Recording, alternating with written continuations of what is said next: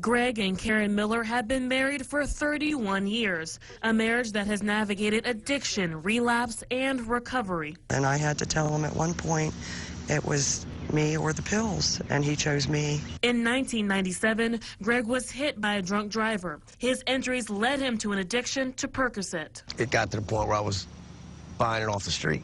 4.5 years ago, Greg found relief from his addiction in an 8-milligram film of Suboxone, a medically assisted treatment used to overcome opioid dependence. Over the years, Greg has decreased his dosage of Suboxone to less than 1 milligram a day. But he wants to detox from the medication completely. I've talked with other addicts in the past, and they say the last little milligram or whatever it is the toughest. I mean, no matter what you're taking to get off of it, it's difficult. And I didn't realize that when I first started taking it. So far, he's tried the detox once, but instead of relief, he faced withdrawal. Oftentimes, recovering addicts go to treatment facilities for help, support, and relief. In the 4-state region, there are hundreds of opioid treatment programs. Maryland tops the list with a total of 70 treatment facilities, with 2 each in Frederick, Washington, and Allegheny counties, but none in Garrett. Pennsylvania has 64 facilities, but none in Franklin or Fulton counties. Virginia has 30 facilities statewide, with 1 in Winchester. West Virginia has the least statewide, with only 9 treatment facilities, 1 of which is in the Eastern Panhandle. These treatment programs vary between for-profit and non-profit, offering methadone, Suboxone, and Vivtriol. As the heroin and opioid epidemic continues to grow, so does the need for these treatment facilities in the community. The folks who don't understand the addiction need to know that they are paying the back end of the cost through incarceration, through law enforcement, through the judicial process, through welfare or social services, broken up families. We are paying for it.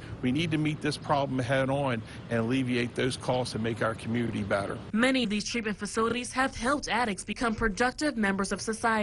But some community members have concerns about the addictive effects of some of these opioid-based medications. I'm not saying that everyone abuses the medications, but there are quite a few that are, and it concerns me.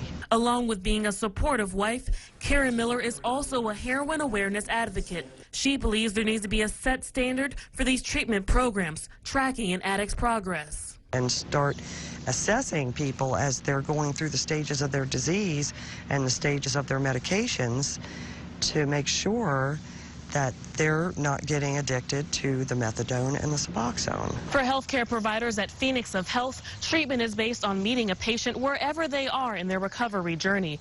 Dr. Ramsey Farrar says their approach is integrated treatment, combining counseling with medication. So if you want to be successful, you have to consider each patient individually and figure out what's the best therapy, approach, and intervention that this very particular patient needs. Since Phoenix of Health opened 3 years ago, they've had 1,700 patients who've overcome their addiction in various ways. In the past 6 months alone, they've had patients significantly decrease their heroin and opioid use since starting treatment. Lowering the incidence of new diseases, making them more functional, providing employment, providing social integration and housing and well-being.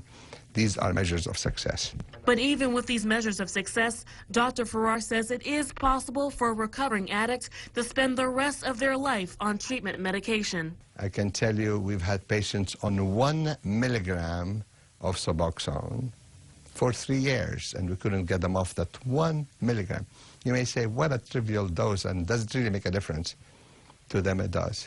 And while 1 milligram of Suboxone makes a difference for Greg Miller, it's still 1 milligram that controls his life. I don't want to be dependent on anything. My family and my wife is dependent on them. That's wonderful, but to have something that you have to take every day, and if you don't have it, you're in trouble, I don't want that in my life.